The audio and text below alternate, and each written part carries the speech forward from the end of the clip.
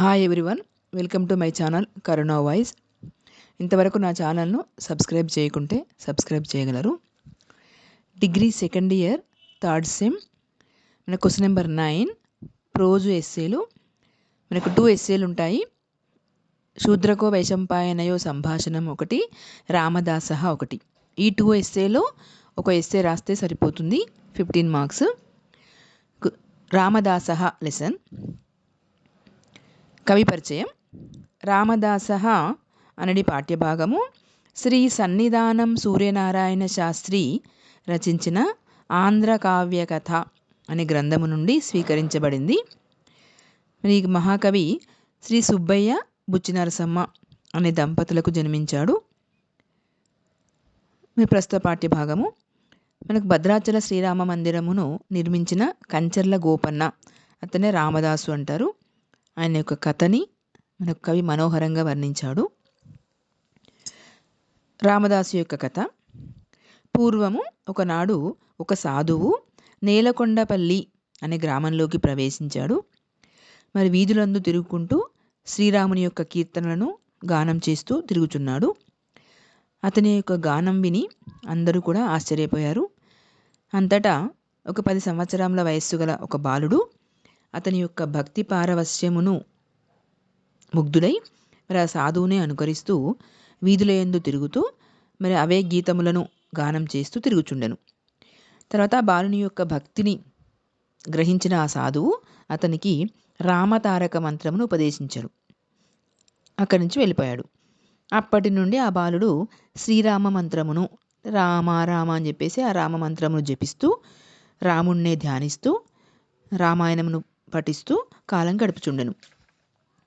మరి అది గ్రహించినటువంటి యొక్క బాలుని యొక్క తండ్రి లింగన్న మంత్రి భయపడి మరి స్కూల్కి పోకుండా అయిపోతుంది కదా, మొత్తం ఈ విధంగానే రాముని యొక్క ధ్యానంలో ఉండు కదా అని భయపడి మరి లోక వ్యవహారం తెలియాలి, విద్యాబుద్ధులు నేర్చుకోవాలని చెప్పి అనుకొని తన యొక్క మేనమామ అయినటువంటి మాదన్న వద్దకు పంపిస్తాడు. మాదన్న గోల్కొండ సుల్తాన్ అబుల్ హసన్ తానిషా యొక్క మంత్రి. కా బాలుడు మేనమామ ఇంటి వద్దనే ఉండి రాజనీతి శాస్త్రమును ఈ విధంగా విద్యను అభ్యసించుచుండెను. తర్వాత యుక్త వయస్సు వచ్చిన తర్వాత తండ్రి కోరిక మేరకు మేనమామ కుమార్తెను వివాహం చేసుకున్నాను.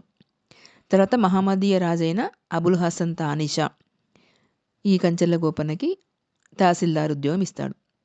ఆయన్నే కంచెల్ల గోపన్న అని పిలువబడెను. మరి గోపన్న యొక్క తహసీల్దార్ అయినప్పటికీ కూడా అతని మనసంతా కూడా రాముని యందే ఉండెను. ఎప్పుడు రామనామస్మరణ చేసుకుంటూ కాలం గడుపుచుండేవాడు. మధ్యాహ్నము సాయంత్రం మాత్రమే ఆ తహసీల్దార్ ఉద్యోగం చేసేవాడు. ఉదయం పూట మొత్తం కూడా రామనామ జపం చేసుకుంటూ తిరిగేవాడు. తహసీల్దార్ అంటే ప్రజల వద్ద మరి శిస్తు అంటే ట్యాక్స్ వసూలు చేసి రాజుగారికి ఇవ్వాలి. ఈ విధంగా ఆ ఉద్యోగాన్ని చేస్తుండేవాడు. అలా చేస్తుండగా ఒకసారి మరి గోపన్న వృత్తి నిమిత్తమై కొండల్లో తిరుగుతున్నప్పుడు అతనికి ఒక దీనస్థితిలో ఉన్నటువంటి యొక్క శ్రీరాముని యొక్క విగ్రహాన్ని కనిపిస్తుంది. అది చూసి ఆ గోపన్న మనసు చలించి అది శుభ్రం చేసి మరి అక్కడే రామ మందిరాన్ని నిర్మించాలి అనుకుంటాడు.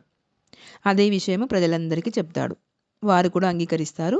తర్వాత దేవాలయ నిర్మాణమును మరి నిర్మాణమునకు ప్రజల వద్ద శిస్తును చందాల ద్వారా వసూలు చేసి ఆ ధనముతో రామ మందిరం నిర్మిస్తాడు. అదియే మరి భద్రాచలం పుణ్యక్షేత్రం అది. తర్వాత గోపన్న ఆ మందిరంలోనే ఎక్కువ కాలం గడుపుచు శ్రీరాముని యొక్క భక్తి పారవశంతో లీనమై అక్కడే గడుపుచుండెను. అప్పటి నుంచి అతడు రామదాసుగా మారిపోతాడు. ఇంకా ఈ విధంగా కొంతకాలం గడిచిన తర్వాత రాజభటులు మరి మంత్రి మాదన్న ద్వారా రామమందిర విషయం తెలుసుకుని ఆ యొక్క సుల్తాన్ అబుల్ హసన్ తానిషా గోపన్నను బంధించి తీసుకురమ్మని భట్లకు ఆజ్ఞాపిస్తాడు. వెంటనే ఆ భట్లు గోపన్నను బంధించి ఆ సుల్తాన్ ముందు ప్రవేశపెడతారు. అప్పుడు సుల్తాన్ ప్రజలు కట్టిన శిస్తు ధనం గురించి ప్రశ్నిస్తాడు. అందులోకి రామదాసు మరి శ్రీరామ ఆలయమునకు ఖర్చు చేశానని చెప్తాడు. అప్పుడు ఇంకా మిక్కిలి కోపించి ఆ సుల్తాన్ రామదాసును దూషించి చెరసాలలో బంధిస్తాడు. కఠినంగా శిక్షించమని భట్లను ఆదేశిస్తాడు. రామదాసు యొక్క కారాగార బంధనము. రాజాజ్ఞను అనుసరించి భటులు రామదాసుని బంధించి అనేక విధములుగా హింసించసాగారు.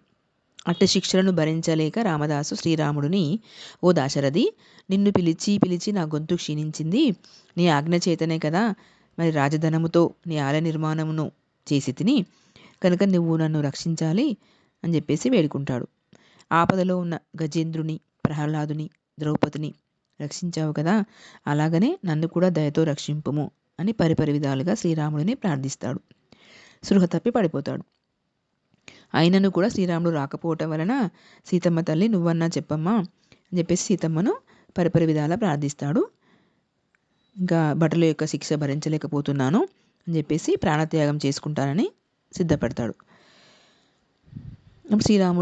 శ్రీరామ లక్ష్మణులు భూలోకానికి వచ్చుట. అంతటా రామదాసు యొక్క ఆర్తనాదములు విన్న శ్రీరాముడు లక్ష్మణునితో కలిసి సుల్తాన్ యొక్క అంతఃపురంలోకి ప్రవేశిస్తాడు. అతని ఎదురుగా నిలబడి వారిని చూసి సుల్తాను భయపడుచుండగా అతనితో తాము రామదాసు యొక్క సేవకులమని, అతను చెల్లించవలసిన ధనమును చెల్లించుటకు వచ్చామని చెప్పి ఆ యొక్క ధనమును చెల్లించి ఆ నిర్మాణంలో ఖర్చు చేసిన ధనమంతటిని సుల్తానుకు చెల్లించి రుణ విముక్తి పత్రము ఇవ్వమని చెప్పి అడుగుతారు. అప్పుడు ఇంకా ఆ సుల్తాన్ డబ్బు తీసుకొని రుణ విముక్తి పత్రమును ఇస్తాడు. అప్పుడు ఇంకా వాళ్ళు తీసుకెళ్ళి ఆ చెరసాల యొక్క అధికారులకు చూపించి రామదాసును కారాగారం నుండి బంధనం నుండి విడిపిస్తారు. అచ్చటి నుండి అంతర్ధానమైపోతారు. అప్పుడు ఇంకా రామదాసు నా యొక్క రాముడు వచ్చి కాపాడని చెప్పేసి చాలా సంతోషపడుతూ ఉంటాడు. ఇంకా ఆశ్చర్యం నుండి మేలుకొన్న సుల్తాన్ కూడా జరిగిందంతా ఆ రాముడి భగవంతుడి యొక్క మాయగా గ్రహించి రామదాసును ఆశ్రయించి అనేక విధాలుగా ప్రశంసిస్తాడు. ఇంకా అంతేకాకుండా రామదాసును క్షమాపణ కోరి అనేక బహుమతులతో మరి మంగళ వాయిద్యాలతో రామదాసును భద్రాచలంలోకి పంపిస్తాడు. తర్వాత సుల్తాను బహుకరించిన ధన కానుకలతో ఆ రామదాసు సీతారాముల కళ్యాణం వైభవంగా జరిపిస్తాడు. సుల్తాన్ కూడా తన మతమునకు విరుద్ధమైనను శ్రీరామునికి భక్తుడై మరి రామాలయమునకు ధర్మకర్తగా వ్యవహరించబడెను. తర్వాత రామదాసు తన జీవితమును శ్రీరాముని సేవకై అంకితం చేసి నిరంతరము భగవన్నామ స్మరణతోనే కాలం గడుపుచుండెను. అలా కొంతకాలం గడిచిన తర్వాత ఒకరోజు ఒక దివ్య పురుషుడు ఆకాశం నుండి వచ్చి రామదాసుతో తమ కోసం ప్రభువులు నిరీక్షిస్తున్నారని, ఎదురు చూస్తున్నారని చెప్పి వెంటనే ఆ అశ్వమును అధిరోహించి రావాలినని చెప్పారు. తర్వాత అందరూ చూస్తుండగానే రామదాసు ఆ అశ్వమునెక్కి శ్రీరాముని యొక్క మూర్తి యందు లీలమయ్యాడు. దానిలో ఐక్యమైపోతాడు, రామునిలో ఐక్యమైపోతాడు.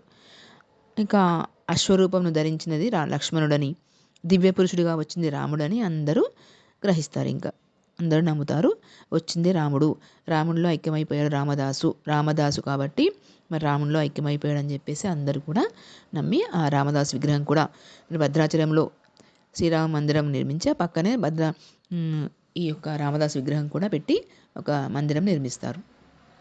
ఈ విధంగా ఆ యొక్క రామదాసు కంచెల్ల గోపన్న భక్త రామదాసుగా మారిపోతాడు, రాముని యొక్క భక్తుడిగా మారిపోతాడు. మరి ఈ విధంగా మనకు సూర్యనారాయణ శాస్త్రి తన గ్రంథము ఆంధ్రకావ్య కథ అనే గ్రంథంలో రామదాసు యొక్క కథను మిక్కిలి రమణీయంగా వర్ణించాడు. ఇది రామదాసు యొక్క కథ లెసన్, రామదాసు లెసన్. మీరు తెలుగు రాయొచ్చు, ఇంగ్లీష్లో కూడా రాయొచ్చు. The Ramadas Bhakta Ramadasa Introduction. The present chapter Ramadasa is an extract from the book Andhra Kavya Katha, written by Sri Sannidhanam Suryanarayana Shastri. The story of Ramadasu. In olden days, one day a saint entered into the village Nelakondapalli and was roaming in the streets of the village, singing songs in the praise of Lord Rama. There was universal meaning in this word. The people were attracted by the sweetness of voice.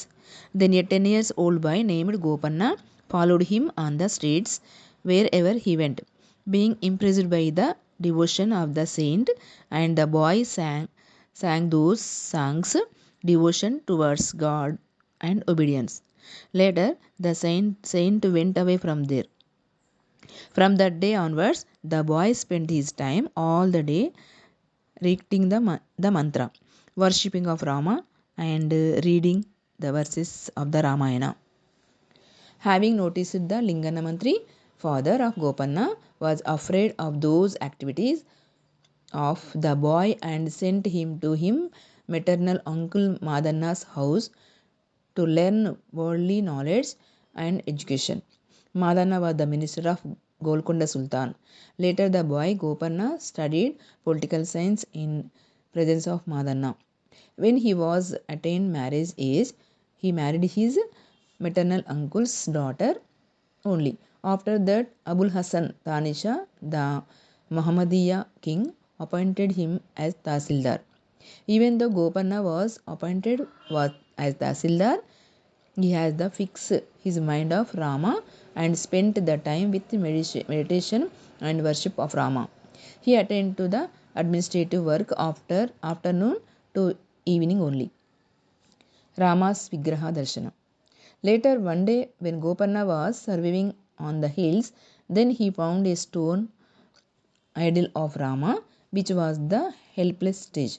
Having seen that, he shocked and realized few drops to tears from his eyes, and then he decided to build a temple in that place.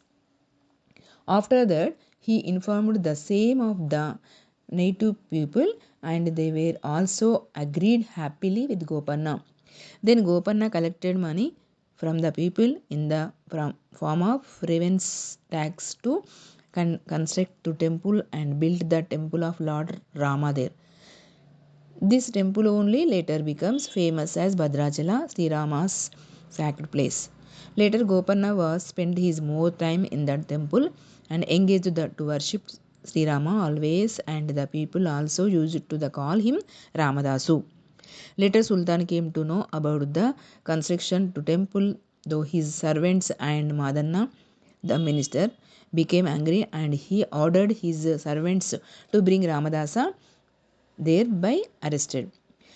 They arrested Gopanna immediately and submitted before Sultan.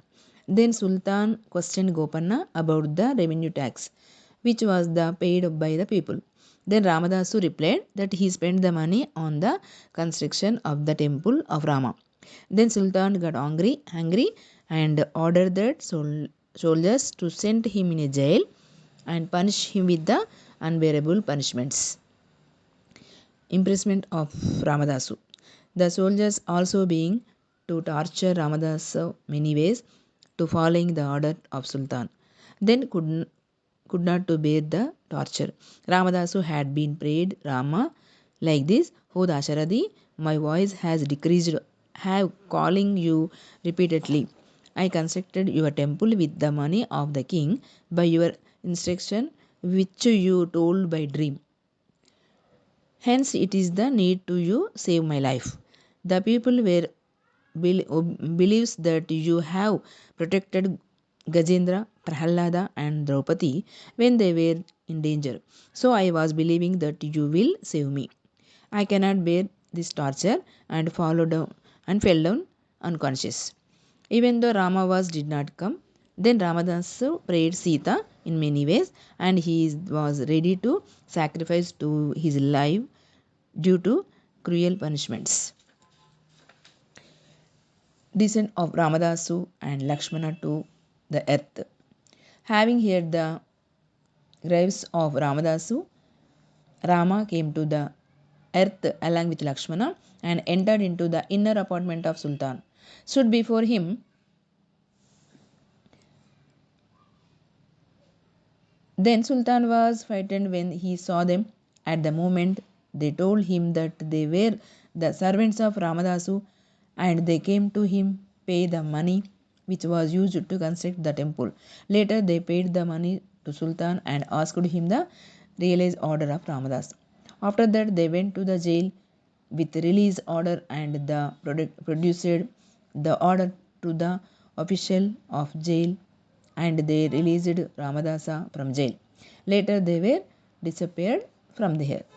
Having known that the had happened, then Sultan realized that it was the magic of God and approached Ramadasu and praised him many ways.